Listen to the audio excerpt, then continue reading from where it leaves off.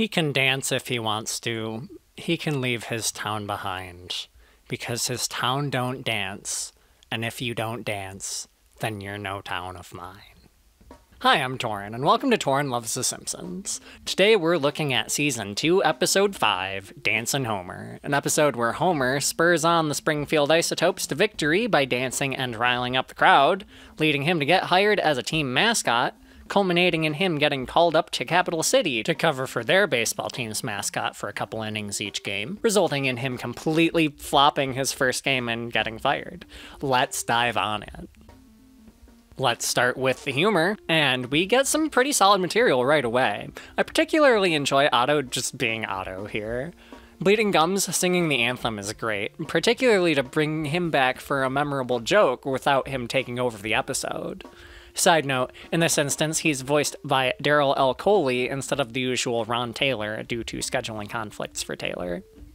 In retrospect, after too many decades of the Simpson family going on much wilder antics, it's kinda cute to see Lisa remarking, "Our lives have taken an odd turn," in response to something so mundane as Homer dressing up in a goofy costume. Marge's meta joke about a Simpson on a t-shirt is also great and is absolutely a kind of joke the show could only do at this point in its history, when it was still new and the creators were still new to being commercialized and exploited.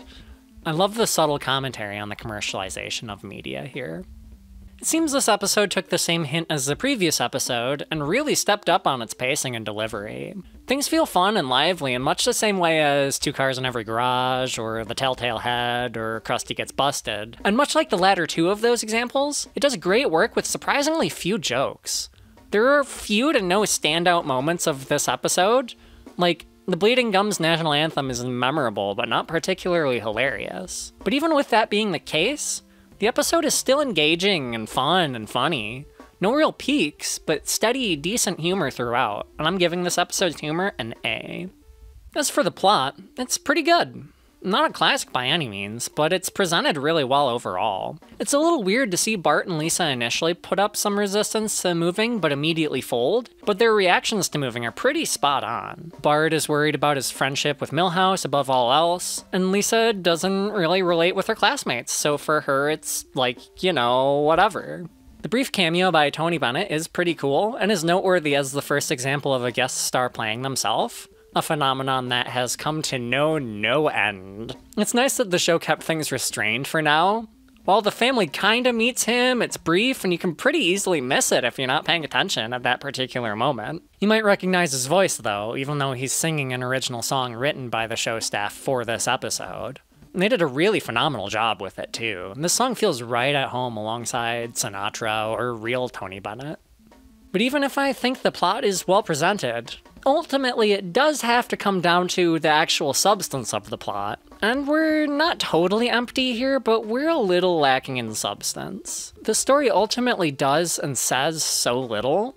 I think it was smart to add the barroom intro and ending, because then it at least highlights the angle of Homer's self-esteem, but there's still barely any journey. I think maybe it would have hit harder if the episode built up a sense of, this is Homer's one chance, because it feels like the story is supposed to continue escalating, but it just kind of cuts off. I'm not sure if anticlimactic is the right word for it, but if not, it's something like that.